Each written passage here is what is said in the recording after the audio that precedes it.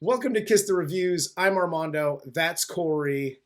And right now, we got a special treat for you guys. If you already watched the review for 1BR, we got the opportunity to interview one of the producers, Alok Mishra, and he was awesome. We hope you enjoy the interview. It's coming up next.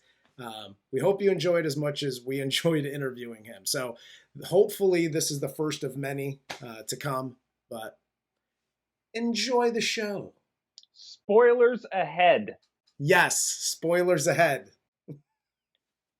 Yes, spoilers! Spoilers are afoot!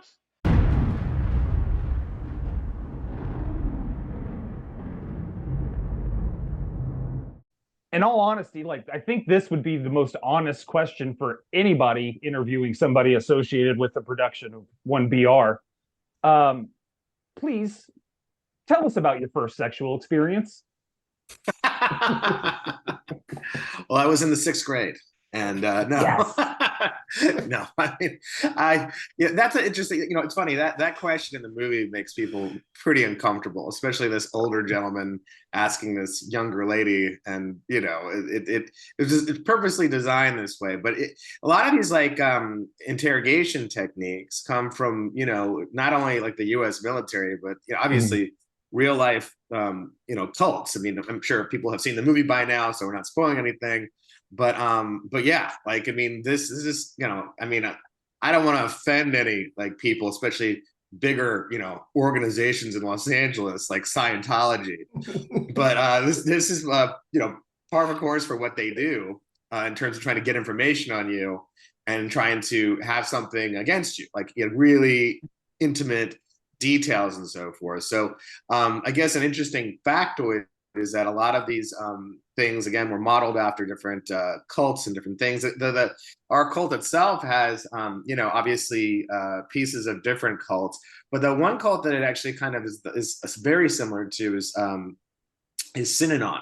And Synanon was a cult in the late 60s that was started to help.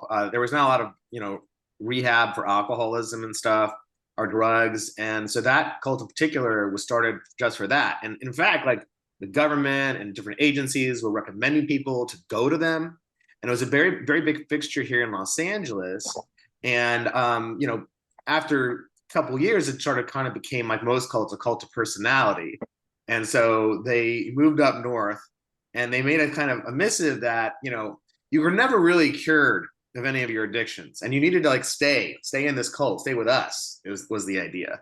And they got to another phase where they actually started shaving their heads, and it just so happened a plucky little filmmaker named George Lucas was doing his first movie, THX 1138. Needed a whole bunch of bald extras, and guess who was in that movie? Many of the cult members of Synanon, actually, because they had bald heads. Wow. Right? So that's a fun fact. And eventually there was a couple deaths. And I think, in fact, there was a NBC back in the day, because I'm really old, used to have these movies of the week or something. Mm-hmm. And they were quite popular. And one of the movies of the week was about the Synanon cult and how people had been murdered. One or two people had been murdered. And it was this whole thing and whatever else. And so finally, because of those kinds of things, it did fall apart. But coming back to the point, a lot of the things that make up sort of our imaginary cult come from real life things. Southern California seems to be one of those places that's just rife with lots of cults. A lot of it is, because, people come from all over, seeking something, whether it be acting or whatever it is. And they come here and they realize they're not special. Maybe they were special in Florida, but they're not special out in LA. In fact, there's 20 that look just like you, and you're getting older all the time. And so they'd always seek, I guess, sort of, what's the word I'm looking for? They'd seek acceptance validation. In some way. Validation, yes, from anywhere they could get it. And they fall, a lot of them fall prey to cults. It's something you find very specifically with Scientology in the acting community and stuff. In fact, I know no names spoken, but I used to know a bunch of actors that were in this one acting class, and it turned out that was a feeder for Scientology, because you had to you're in the acting class. Wow. That's great. It's great you're in that class. you need to join the church with us because this is part of the thing. Like they will help you, they Wow. will help, da, da, da. And some of them weirdly they did help. What can we just say? Like it was like, I mean, troubling, but like they were somewhat connected in some way. But like, yeah. So anyway, Southern California is right for those kinds of things. And the movie's set in Southern California, and it's made up of a bunch of different cults. I hope I answered the question. I think the first question was, "What's your first sexual position?" Or no, your first sexual experience. Like, experience. And I gave you a whole diatribe on something else. No, that totally was perfect. And it actually answered the second question I think we had, which was how much did Scientology or religion overall influence the movie? So that's perfect. Yeah, certainly a lot. I know you said the setting for the film is in Southern California. Yeah. And I know the exterior is a real apartment building. Yeah. In LA. So is that joined kind of the horror movie LA tour, like the American Horror Story Murder House yet? Or have they filed the cease and desist order against you guys? Well, look, I mean, we're not giving the tours ourselves. It's always someone else that makes money off of whatever you've done, whether that be the distributor or other tour operators or whatever. Sure. But it's funny. That particular apartment complex was amazing because it was a working apartment complex. So everything you see that's shot on the outside is that apartment complex, right? Mm-hmm. And I'll go through 3 steps. 1, everything outside is shot there. Everything inside is shot on a soundstage, actually. Like every room we ever go into, it's the same soundstage, just redressed like every night. Like we didn't have a lot of money or whatever. So these poor like, production designers, like his team is like working all night to change the thing. And, we come in and we're like, wow, it's a new apartment. That's awesome. So that was the second thing. And then the last scene when, let's call it sort of the escape, if you will. I guess I hope everyone's watch the movie by now. Maybe you put something in the introduction to say, please watch the movie. We'll throw up some spoiler warnings. Yeah. So anyway, so the escape actually was shot in a totally different place because the original apartment complex we shot at initially just for all the exterior stuff, inside stuff, outside in the courtyard stuff I'm talking about. It was on a street that was the only apartment complex, and the rest of it was completely residential. And so we had to find like a row of apartments that had like a pretty massive looking array, so we could like do that last scene in another place. So we went and found another place for that actually. But the neighbors at that apartment complex were so nice, and there was a lot of them were like, "Can we be in the movie?" We're like, "Of course you can. I'm a money grubbing producer. I'm extra. Just sign here." So we got like 3 or 4 of them to be in the movie and stuff. And the only other frustration is that working apartment complex, and sometimes people like lock up their dogs. This dog is fucking barking, and I'm just like, can we break into that apartment? Like, what can we do? Like, so they finally get home and we're like, oh, let's shoot that shot. Now, can you take them for a walk, give them $20 and go with them for the walk, PA? You go. Like, it was like that. So we would do shit like this.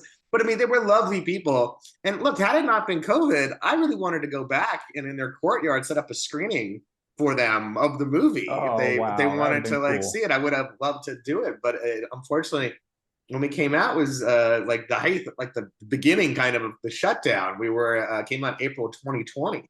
Yeah. So we were, kind of screwed to do that. So anyway, it was funny. But it's funny.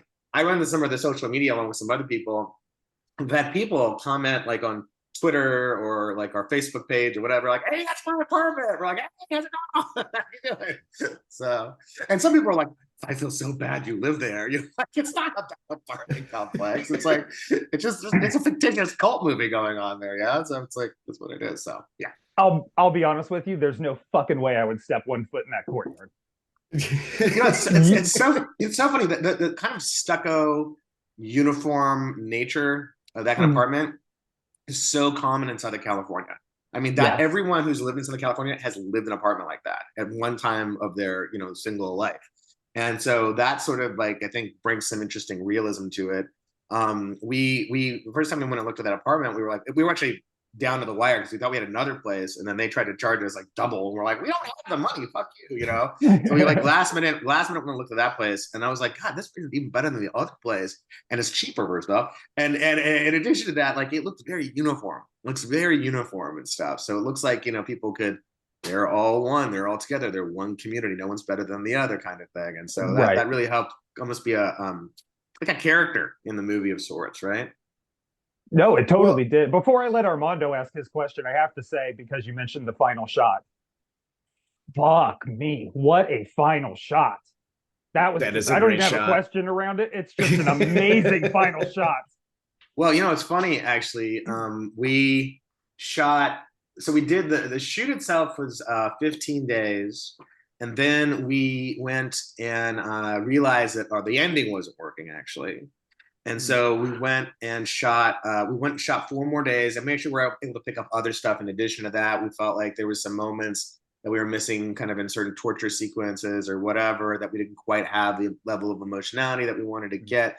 And so if we were going to go back and get this ending, let's just get everything. Why not? It's only more money, right? I mean, I might have, allegedly mortgaged and already paid off house to put my portion of the money in for this movie. So what do I got to lose? It's like the bank will come after that house, whatever. The point is this, though. We went back and shot like 4 extra days, and we shot 2 more endings to it, actually. And this is one of the only things we fought with our brilliant writer director, David Marmer, who all came out of his brain. The only thing we thought about was actually the 2 different endings that we shot. He wanted the other ending, and the producers wanted the ending that we ended up with, actually. Mm-hmm. And sadly, we don't have the other 2 endings that were shot on any sort of Blu-ray or extra yet. But we're hoping when the sequel comes out, maybe our distributor will let us throw some money at putting a bigger, better, 5-year anniversary DVD to Blu-ray together or whatever, and should have all that stuff on there. That's why I won't tell you what the ending is. So maybe you go back and buy that when it comes out. Absolutely. Well, and I know you mentioned, obviously securing the location, and there's always issues that come up with that when you're filming a movie. And I know you guys had a number of issues. There was like a fire, there was a truck stolen. What was the most frustrating thing about producing the movie? I gotta say this is my first feature film, and I hate production, I can tell you that. Who wants to put themselves through this, but the problem is you have to. And I think that a lot of producers, they don't show up to set.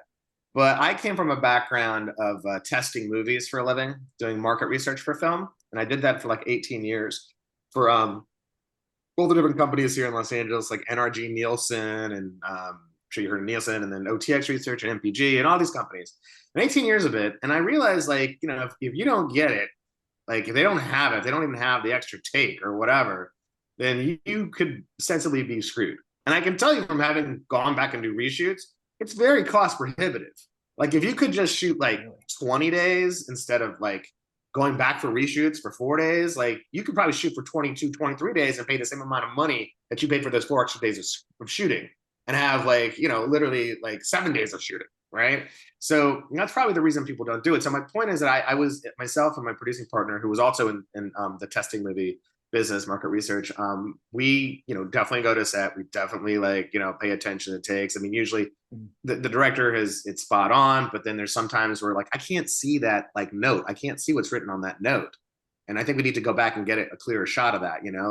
Stuff little dumb things like that can kind of ruin your day, and then all of a sudden you're having to pay somebody in VFX I don't know, $2,000 to get a picture of that note, and stuff. So oh my gosh, it's smart. It's smart to be on set.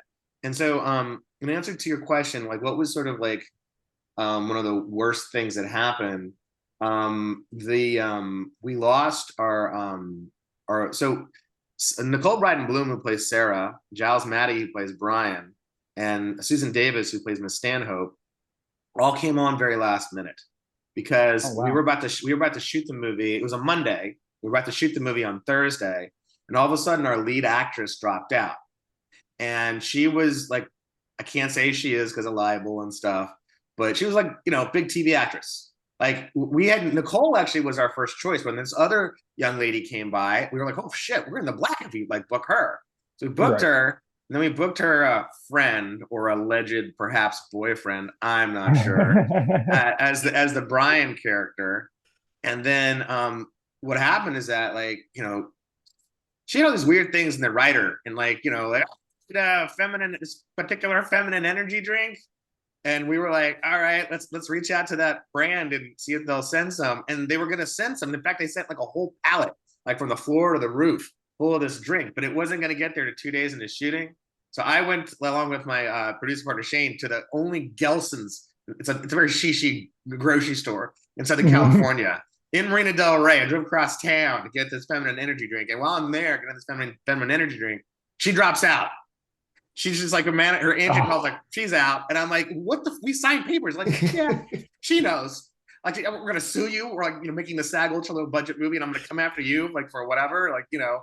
So she drops out, and then immediately her friend, who's playing the other character, he drops out too, and so immediately we go to like I don't know, just a bar to just sit down and have a drink real quick and try to, you know, work through what's going on here, and then all of a sudden we get a call that the Miss Stanhope character, her husband, has is collapsed, been rushed to the hospital. He's dead. So now she's out too, right? And this is all Monday before the Thursday we're shooting. So we're like, holy shit, are we cursed? Like, are we Job? Like, it's like, so we fucking we call. Sorry, should I curse or can I curse? I'm sorry, I curse all the time. Curse your face off. Okay, it's fine. So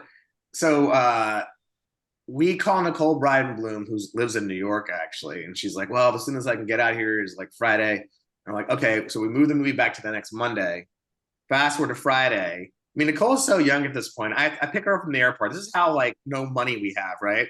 I pick her, because usually we have PAs to do this for you. And like, there were no PAs, there was us, you know? So I pick her up from the airport, have to rent her a car because she is so young.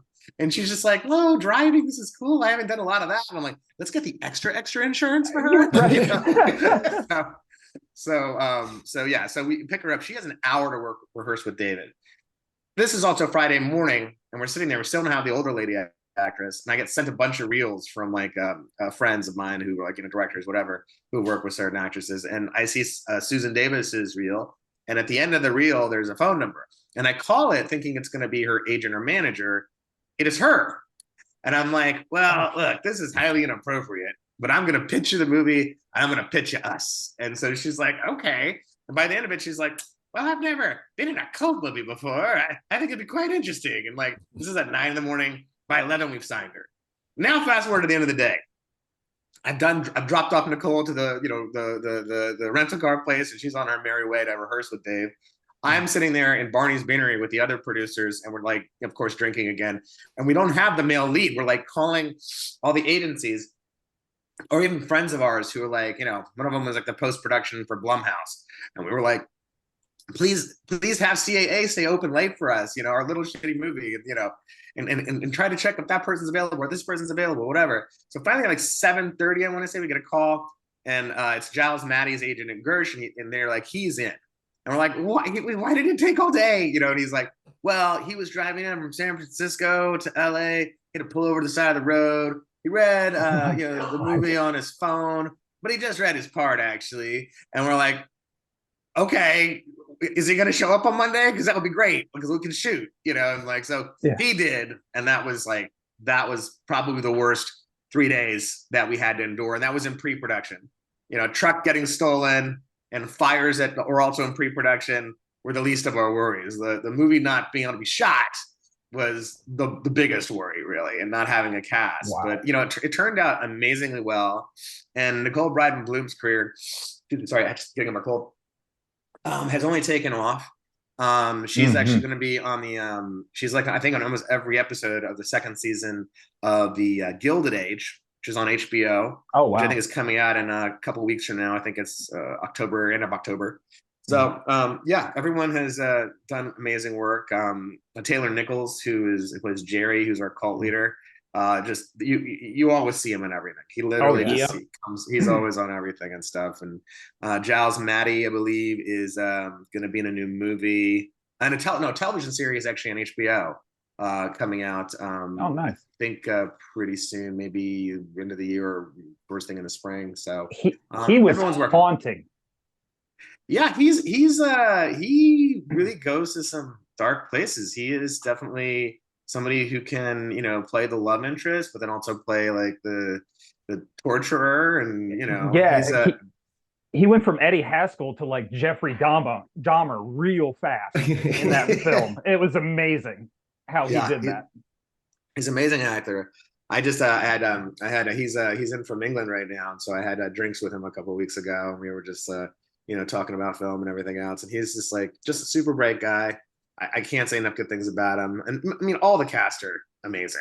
Like, oh no, they're fantastic. Naomi Grossman, who plays Janice, the cult leader's wife. I mean, she's on American Horror Story. Yep. And she plays Pepper, and she was actually, when we went back into the reshoot, she was nominated for an Emmy. Yeah. And she's still, instead of going to gifting suites and whatever else, she had to come back and do our little shitty movie where she's getting paid like SAG ultra low budget, which I want to say, even with overtime, was like, here's $160. Like, like, it was nothing. But she's an old friend, so. She was low-key I was just texting Armando today, because he was saying, you were going to be doing the episode alone, and I'd seen some other interviews with you where you try and have her on shows with you and whatnot, and I said, thank God she's not on here, because I would not be able to look at her, because she terrified me in that movie. Terrified me. I mean, she was low-key the scariest person in that cult. The glee she took out of slapping his face. Nope. Yeah, she's amazing. She's like, I mean, if you look at all, she's played like 3 or 4 different characters on American Horror Story. Yeah, and they're just all like batshit crazy and stuff. And I think, well, I don't know if I can. She's gonna be on a show on Netflix that just had a trailer come out. I don't know if I can say it because of the SAG strike or whatever. Well, you know what? She can't say it because she's SAG, but I think I can say it because I'm not SAG actually. There you go. Really. You can't technically promote anything, but I'm a producer, so I mean, I'm the enemy if anything. Like, but no, she's gonna be on this show, Obliterated. That's by the guys that did Cobra Kai, and nice. There's a trailer that just dropped for it, so go check it out. Yeah, absolutely. She's great in it, I'm sure. So dig it. Since we're on the characters here a little bit, I found Nicole to be one of the more fully formed female characters in a horror movie, or like the lead in a horror movie.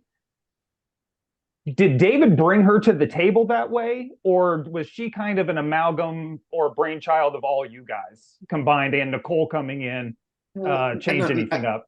I think it's 2 things. David wrote what you see on the page, what you see on the screen on the page, but then Nicole brought, like, I mean, as all actors do, like, real nuance to it. Like, she acts with her eyes, if you notice it, right? Like, she has these big, great eyes, and like, you can tell like a bunch of different things that are going on with her, like through her eyes and stuff. So, she brought that. I mean, look, she also was a fucking amazing actress. Like, we had maybe 3 takes, 4 takes for something. That's all we had. That's all we had time for. And she would get it like the first take, and we were like. And then sometimes she'd be like, wait, can I do it one more time? Because I think I can make the tear fall right at that line. And we're like, what the fuck kind of Jedi are you? Like, she would. The second take, she's like, that's crazy. Yeah. That's amazing. Yeah. Especially because, I'm sorry. I was going to say, she'd get it first take. And we just like, you want to try it a different way? Because like, that's good, So that was amazing. Sorry, finish your thought. Oh, no, I was just going to say that's phenomenal considering the emotional gravity she has to bring to these scenes, especially once it gets going. Like from Cat and Oven on, it is so heavy and weighted down with her emotional scene. It's amazing that she could do that. So the fact that she could only do that through 1 or 2 takes is that's phenomenal. Yeah, she really is like, I mean, all of them are great, but like, she's like the lead, if this is like, Alien, she's the Ripley, Yeah. It all kinds of lives and dies on her. And she like, did such a good job. And like I said, I'm wishing that her career keeps on going. I mean, we almost want to call her a Jamie Lee Curtis of sorts. Like, we win an Oscar one day, hopefully, Absolutely. Well, and we talked when we were doing the review, oh, FYI, I know we're like halfway into this thing, but we love the movie. But what I really, really liked was, and I kept calling him Creepy Lester throughout the review, his arc, like he doesn't have a boatload of speaking lines. He's here, he's there, like throughout the movie, but his arc was fantastic all the way through the end. And Clayton did such a good job with that character. Like during auditions, what does that process look like for choosing that perfect person? Like, do you just hold open auditions for a role like that, or you're like, hey, I know this guy and I think he'd be good? Well, it's a really funny story about Clayton in particular. It was a thing where Dave wanted this other fellow friend of his from this, like, I think Shakespeare program that he had directed that's up in Malibu or whatever, the Arboretum Botanica it's called. And it's a really famous like thing, like all these like big actors go and do it. And David directed a bunch of them, and he wanted this actor to be in there. But I thought this guy looked too old. And I was like, not only is this poor girl being held in this cult, and she got to marry this old motherfucker, she's definitely going to kill herself. Like, I mean, we can't have it, So it was the funniest thing. Like, Clayton is never on social media. Clayton and I are friends. He's never on social media.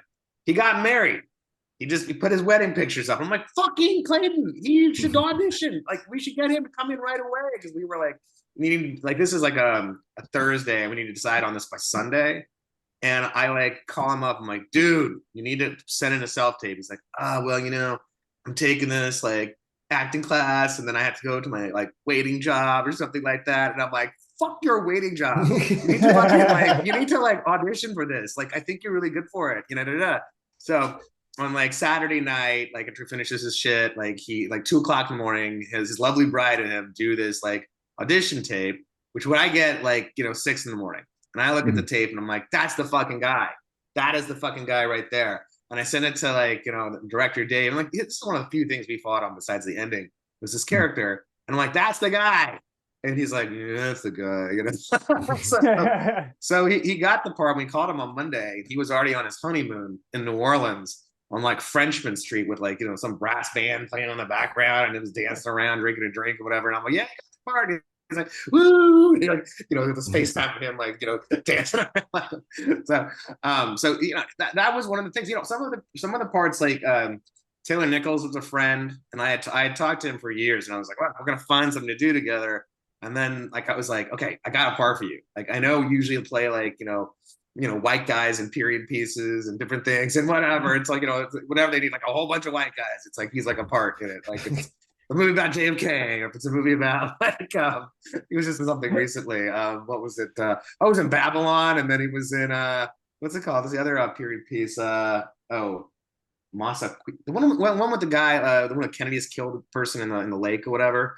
Masa Chappaquiddick. Yeah. So he's in that one too. So like every time there's that kind of role, but I was like, look, I want you to play something a little different character where you're going to be a bad guy this time. And I really can see it in you. And so he was actually the first person to agree to do the movie. Actually, we got him on very early on, and Naomi is a dear friend of mine. I've known her for 25 years, and she was the second person kind of on. And then everyone else we had to go through a casting agent, except for Clayton. So, but here's the thing. For any actors out there, be friends with your friends who are producers on social media, because we try to cast as much stuff as we can through people we know, because we're not, they're not going to be a headache to work with, frankly. We know them, so that's just a nice piece of advice for you. Well, there you go, Corey. I mean, Corey throughout the review was trying to pimp himself out to anybody that would listen to write the sequel. So that was already written, my friend. Yeah. I figured that. I found that out the hard way, but don't worry. I'm getting help for my cutting problem now. Well, David Mormer wrote it. Sequel's great. All I can say is that the first one is Alien, second one is Aliens. It's a much bigger scope. We're gonna have some people that in it. We're just waiting for that actor strike to get over, and got a couple more $1 million to raise, but we have the majority of the budget spoken. We have it, so it's good. Hoping to shoot the beginning part of next year and have it ready for you, hopefully January 2025, or maybe earlier, but I feel like that's about the right amount of time, because I think we want to do a little bit of a a festival run with it to get awareness up and stuff. And the next one will be a theatrical release, as I say. So we hope to get that's into awesome. like 750 theaters across these great United States of ours, and hopefully, depending on the partners that we choose, we hope to have it theatrically, hopefully around the world as well. I don't know if it'll be in 750 theaters as much, but we'll see what it is. There's certain countries it really makes sense to do that with. There's certain countries that pirated the shit out of this movie, like India, like my people, and China, and we feel like it's almost worthwhile to just put it on there, like a couple of weeks after the theatrical release internationally, put it on to those countries on AVOD platforms. So at least we get, it's free. You don't got to pirate it. Just subscribe to this and make us 22 cents, or 22 rupees or whatever the fuck it is, So we're trying to be smarter about it this go round than last time, because people, I swear to God, the second you put the thing on like TVOD, like on iTunes or Google Play or anything like that, it's just a race to pirate it. It's like literally like a badge of like honor for these like hackatites. Like, I got it on this. My friend looked for me on like the torrent sites like the day we came out, and he's like, oh yeah, there's like 4 perfect copies of your movie up there, and I'm like, I'm just not gonna think about it. I'm not gonna think about it. Like that's got to be so frustrating. It's just the way of the world. There's a lot of dishonest people here. It's just what it is. They don't feel like they should have to.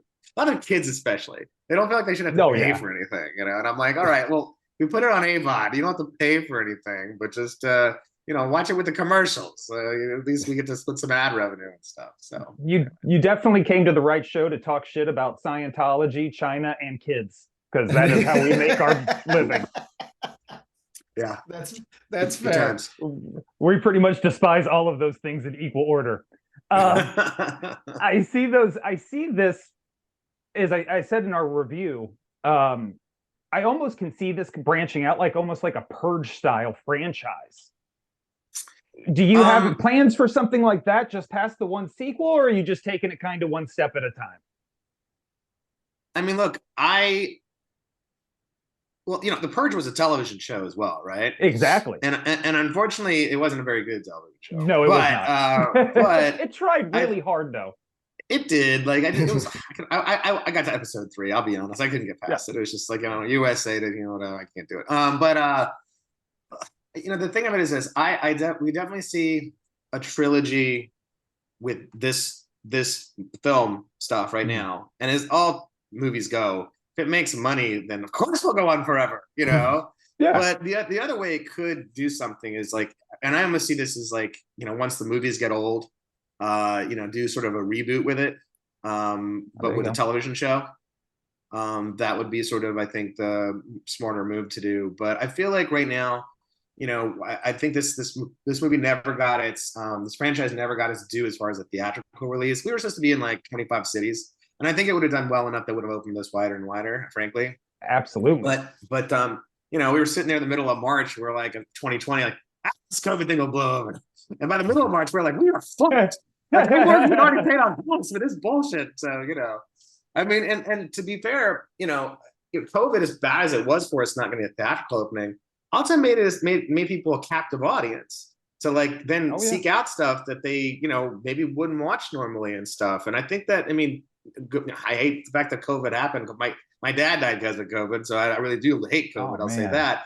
But COVID actually did a good thing for us in the way that it got. I think the reason that we got to #1 on Netflix, because we got to #1 on Netflix and we were in the top 5 for 8 days, was because of COVID. Like, people were like, "What can I watch? What can I watch?" And they're sitting there in August when the lockdown is still very much going on. And like, people start, word of mouth. Like I said, I help, and now I run our social media because there's not as much social media going on as necessary to need many people. But like at the time, it's a time when we open, and the time over the summer, and then also during when we open on Netflix, it's fucking insane. Like, so many people were tweeting us and this and that and da da da. And we would try to thank every single one of them, frankly, just because I think that's the right thing to do in terms of sort of building a community of sorts. But I mean, yeah, you want to do that. That's just marketing 101. And so because of COVID, I think that's another reason that people watch it, and it stayed in Netflix's like top whatever. I mean, for a long time. In terms of horror, it was always in the top like 5 for almost a year, no matter what came out. Yeah. But it's also because Netflix doesn't make a lot of good horror movies, if we're being honest, sadly. No, they do not. But no, you guys definitely were one. I think like 1BR and Host, I think were the 2 movies during COVID, or especially the lockdown, when I really just found solace in them and watched them over and over and over again because I was so sick and tired of watching the same shit. It was amazing. Well, Host is a great film. You're talking about the one with the seance, right? There's another movie called. There's a movie called, I think, The Host. Exactly. It's about like the tentacle thing or whatever, right? Well, it's about an alien. It's a an alien home invasion movie set during Christmas. But we know the guys that actually made that movie, and they're fantastic. Actually, they're I forget the name of their latest film. It's like about cannibalism, and it's a true story. Actually, God, that's going to come to me in a second. Nice. But those guys are really cool. But I always said to those guys, you have the unfortunately named movie Host, when another famous movie Host is out, but they're just like, shut up. Not gonna lie to you, that sucks for them. It does. I know, right? I was telling them, like, is there any way to switch? Just like, no, it's already down the track. You know? No, we were. I mean, I won't speak for anybody else, but I was so very thankful that you guys had some new content out during the lockdown. It was just, it helped so much during a really shitty time period. There was only so many times you could watch Invisible Man, right? Like, it was. You know that's right. I did like that movie, but I was always resentful to them because they would, any market we would go into around the world, they were always number 1, and we were like number 2, and then finally, like in Australia, New Zealand, like in November, we beat them. We were like, number 1 for 2 weeks. Fuck you, Invisible Man. That's right. Suck it, Invisible Man. You heard it here first. $130 million making movie. Yeah. It was actually the last movie that I saw before the lockdown happened. It's like Beyond Fest here in Los Angeles, a great screening of it, and Lee Wan-au was there. It was cool, and whatever. Anyway, so I do like that movie actually, but I was just like making fun of it for no reason. Can you, if you were able to give us one hint about the sequel, would it be that Leah Remini is the star? Well, why not? Put her in for a cameo, right? Like, she's lived that life. She's lived that life anyway. It's just not to do method for that. It's just all there. Exactly. Here's the thing. We're keeping most of it locked down. The only thing I'm saying is if it's the first one's Alien, the second one's Aliens, because I feel like from the J.J. Abrams school of thought, the not telling you what's in the box. What's in the box? You'll pay to see what's in the box. You'll pay. I respect you notice like our trailer, for example. Like, I mean, I used to test trailers, and we sat, and our distributor Dark Sky, like, they were very patient with us because we were like, look, we're gonna have a lot of notes for you, and we like went back and forth on that trailer, so much so that that it gives away very little, and actually it got nominated for a Golden Trailer Award, which is pretty unheard of for like an independent film. And like the Joker beat us. We were never going to beat the Joker, right? So, but I mean, it got nominated because it's a good trailer, and it doesn't give away anything. In fact, we changed some voices in that trailer just to really throw people off and stuff. So if you go back and watch it, I think you'll notice something. But yeah, here's the funny thing though: if you want to watch a movie and you haven't seen it at this point, you probably know a lot about it, more than you should. But I would say just go in as cold as you can. Because people like the movie even more so if they don't know what it's about. Weirdly, like that's the funny thing we found from sort of the learning when the thing actually came out, that people liked it even more. So 100%. You guys are on AMC Plus. You guys are on Shudder, Plex, Tubi, Peacock. Well, Shudder and AMC Plus, the only place you can watch it without commercials. And then then it was number 1 on Tubi. It was in top 3 for Peacock.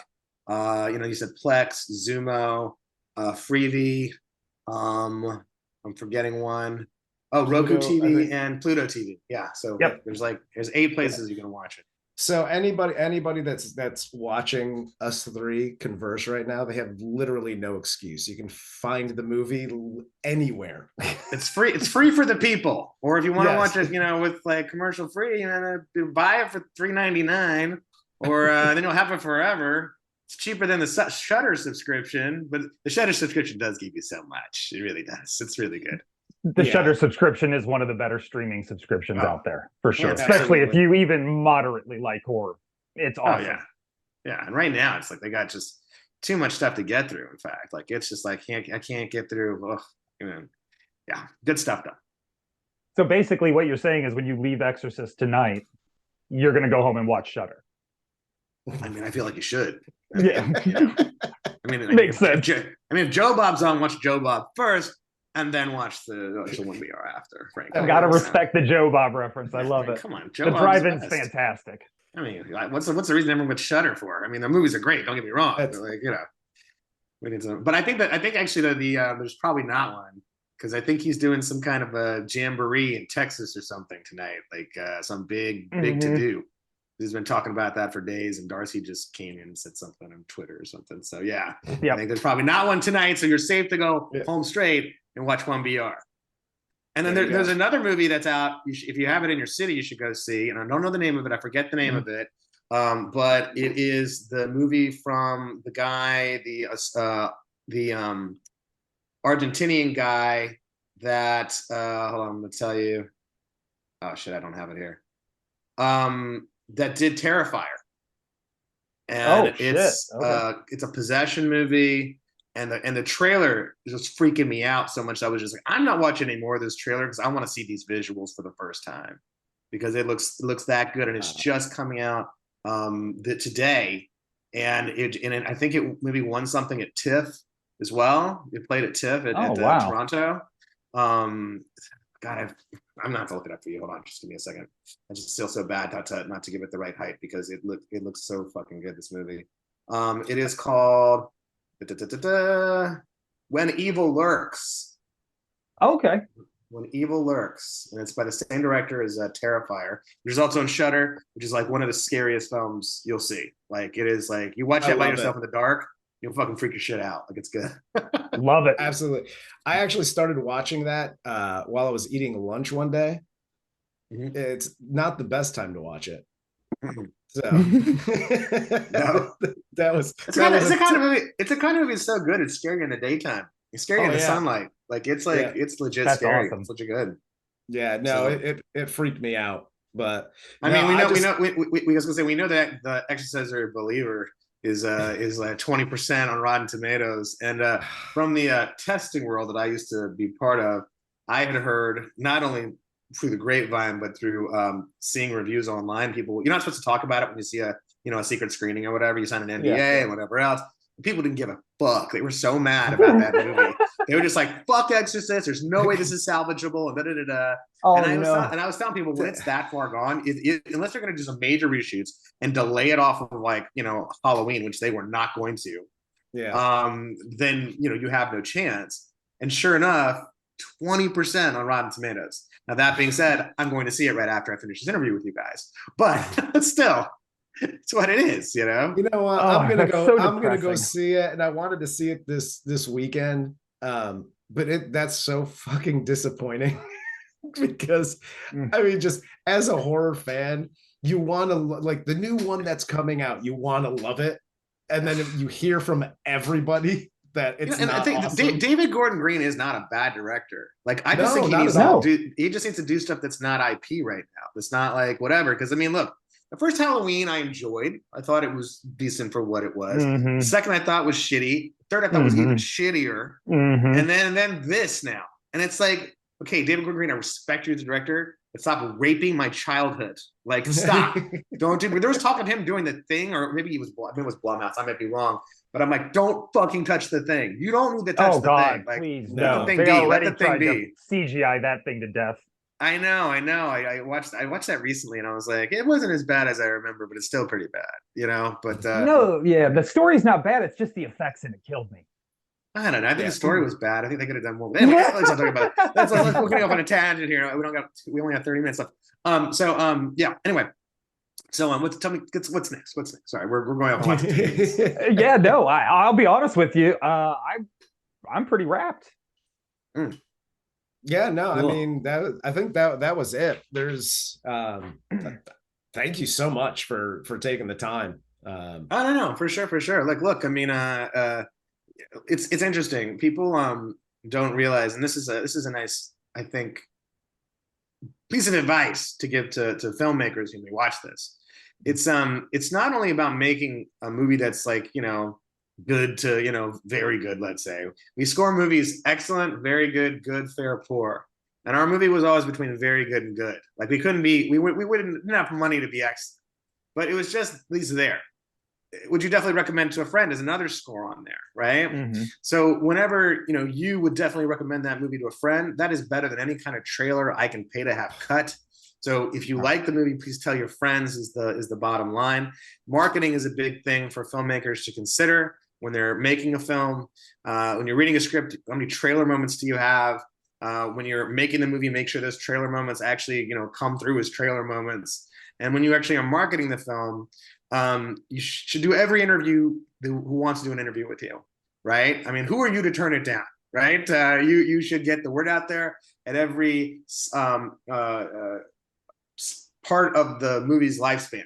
So, for example, like when we did the theatrical release, festival run, if we ever went to a festival and there was like a journalist that wanted to interview us, we'd always make the time. Whenever we were about to come out like for the theatrical, we did so many interviews, whatever else.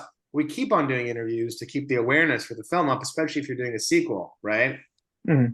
If you're doing a sequel, then you should try to keep on keeping the awareness of the film up. And it's especially hard to do on these AVOD platforms because they have so much product, right?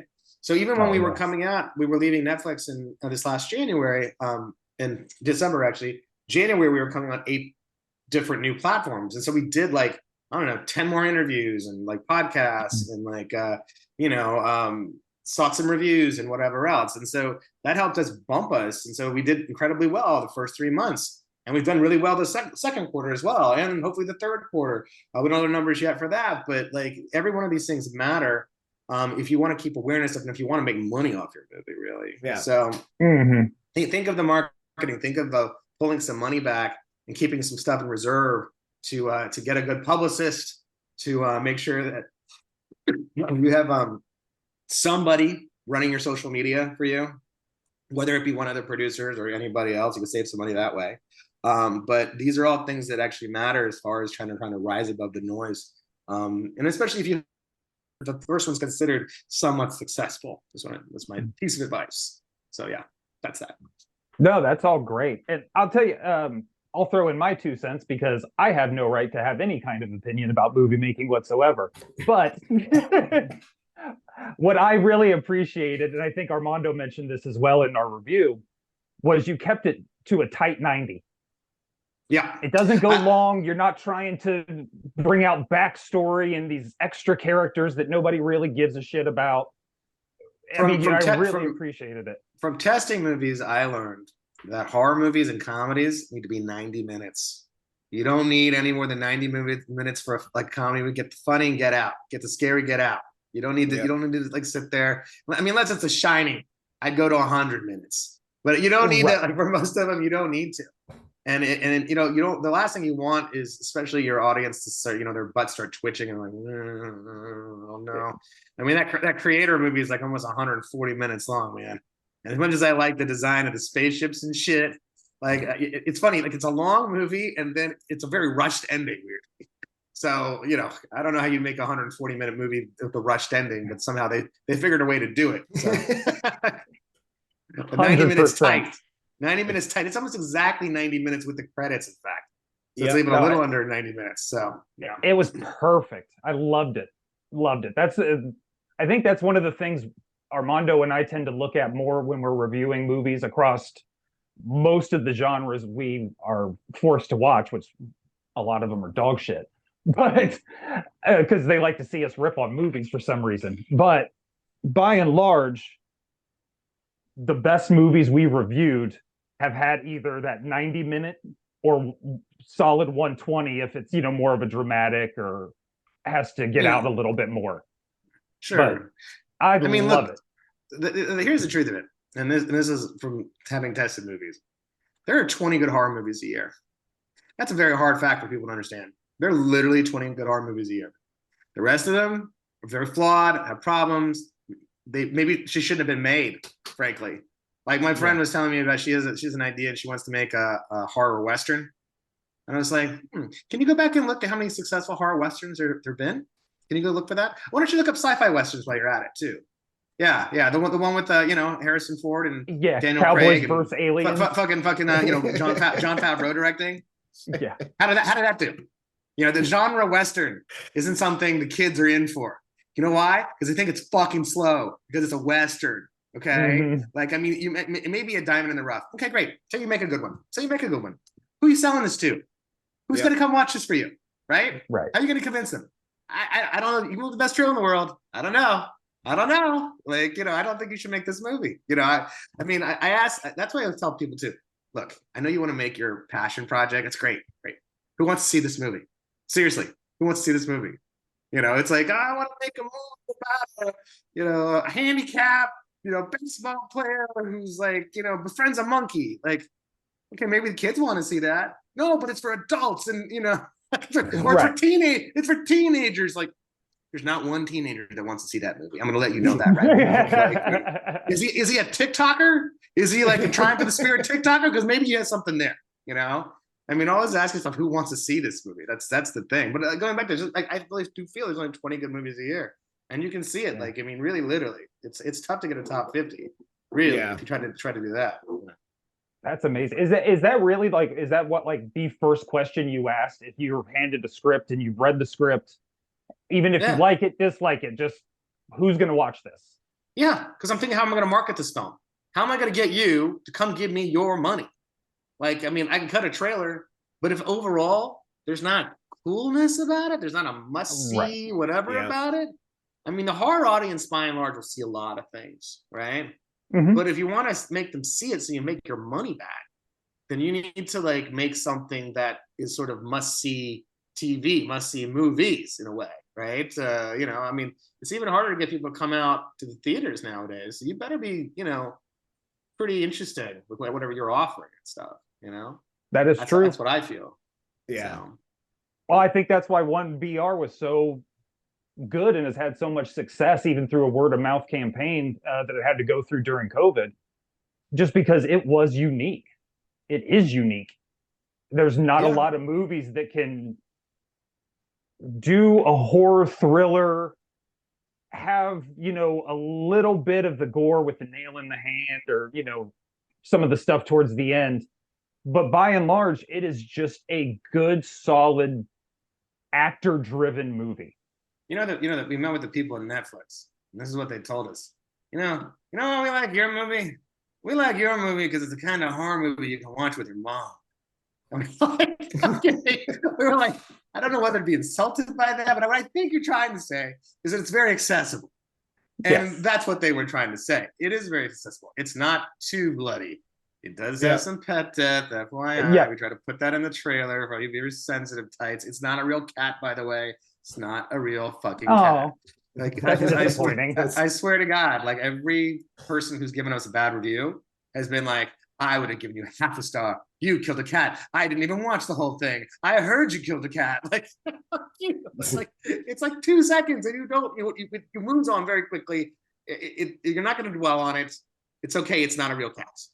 So, do you get a lot of hate in the comments and in like reviews? Look, for a movie that's rated 88% to be 52% audience score, there's a reason as to why that is. And you look at most every one of them, and it's either some person who has no patience. They're like, this movie took a long time to get where it's going. I shut it off, or it's someone who killed a cat. There's nobody else in between. It's most everyone else is like, I like the movie. It's a good movie. Or I can't wait to see what happens next. That's killing the cat was, a mistake. And in fact, that's the funniest thing. Like, we tested it, right? Like, I test movies. So I was like, well, let's do some test screenings. Because I wanted to see even more of the cat, frankly. I wanted to see that cat, like, pop out of the oven, its eye explode and do all this shit. And like, I was even willing to like pay my own money out of pocket. I was like, I'm going to put 10 grand more the special effects to do this because I believe in it. And we tested it, and everyone was like, no, we don't. None of us want to see more of it. And I was like, well, I guess I was wrong. We found out this actually. The people that like hardcore horror movies wanted to see more of it. The people who didn't want to see it was like 75, 80% of the audience. They didn't want to see it. And what we realized, obviously, is that we don't have a hardcore horror movie. We have more of a psychological thriller with elements of horror, right? Yeah. So I learned that I was wrong.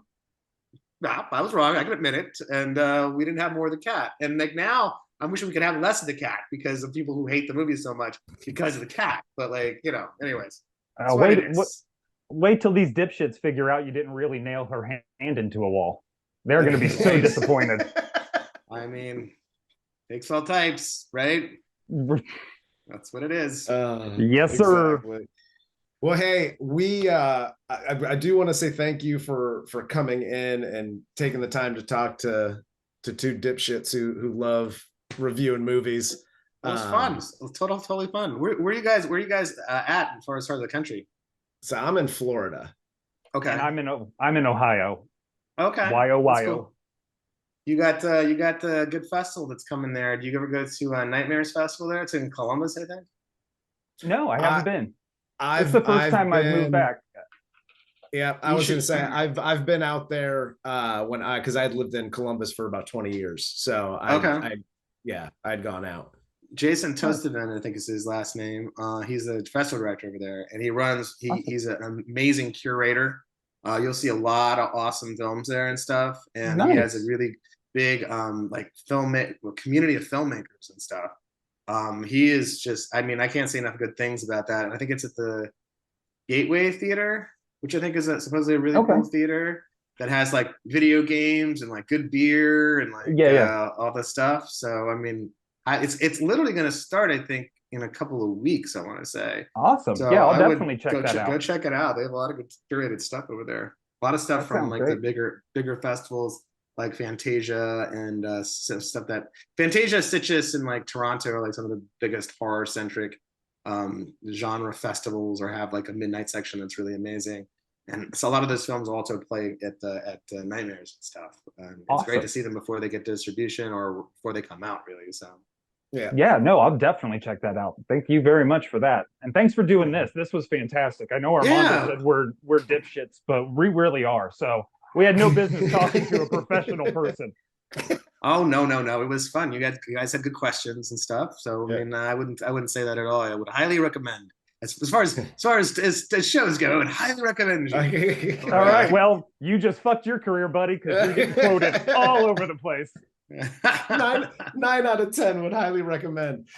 But yeah, no, thank you so much for coming out. And for those of you who want to watch 1BR, again, we rewinded about like 10 minutes. I can tell you right now, it's on Peacock, it's on Shudder, it's on Tubi, it's on Plex, Pluto TV, Roku TV, Freevee, Amazon Freevee. But I think we make the most money if you watch it on Tubi. So watch it on Tubi for us. So watch it on Tubi, everyone. Watch it on Tubi. For sure. All right, guys. All right, well, cheers. Have a good Friday, the rest of the day. I'm going to go have a couple more beers and watch The Exorcist and then go to Universal. So enjoy that. Hopefully Universal's better than the movie. Yeah. I know, right? No, they have a setup, like a maze for that movie there. So it was the funniest thing. When they knew the Bamboozle was on, they went back and they cut like the best trailer. The first trailer was so good. And you're like, oh my God, this is going to be so good. And I was like, no, it's not. No, it's not. It's dog shit. I know it. This is what we used to do all the time. We knew the movie was dog shit. Just get me in opening weekend. And what's worse, actually, for Universal is they spent $400 million to Morgan Creek for the rights, thinking they were going to do this whole trilogy thing. And the first one like only makes $20 million opening weekend. And they better hope the worldwide does much better, because otherwise they may just take the loss and not do the second or third movie. That would like I mean, I gotta feel that they'll make every excuse to try to do at least the second one and get it right that time. Yeah. But like, man, they are really to gamble. Like it's so. Dude, isn't this the second one too? Like, didn't they take a big hit on the MonsterVerse with trying to do the Mummy and? Yeah. They after the Mummy collapsed. They weren't going to do the Invisible Man, and then what was the Dr. Jekyll and Mr. Hyde movie, Yeah. and like all of those things kind of went down the toilet. The Black Lagoon, I think they were going to do too, and like yeah, they just took. I mean, look, you can't blame them for like trying, because I mean, all the no, it's awesome. Good or bad, the Halloween movies all made money, and Blumhouse has always been like a sure bet for them. But this is a serious stumble if this doesn't come off right. So that's why I'm going to go give them my Regal pass money, whatever Regal is paying them for my whatever it is. So that's the best I'm willing to do for them. But maybe we've heard so many bad things. Maybe it's okay. Maybe it's okay. Like, I mean, maybe they did lower our expectations so much. Low. I love it. Well, speaking of, I got to run to go see that. So I will talk to you. Let me know if you can let me know maybe the day before you're going to put it up. It's helpful because I like to put it across our social media. We have a lot of fans in Europe and different places, so I'll try to do it at a certain time where all of them can still have eyeballs on it as well. Absolutely. So yeah. Let me know. We'll figure it out. Okay. Absolutely. We'll do. Sir. Okay. All right, guys. Thank you. Have a good one.